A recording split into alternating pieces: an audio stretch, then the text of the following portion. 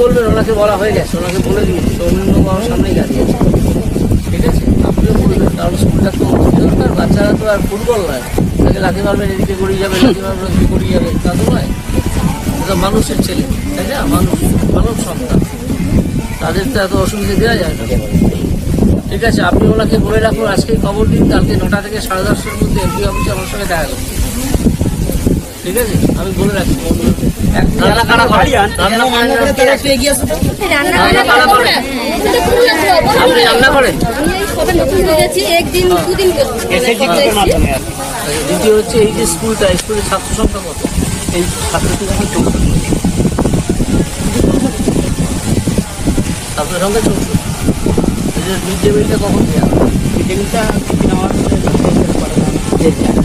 School পাঠাতে কখন?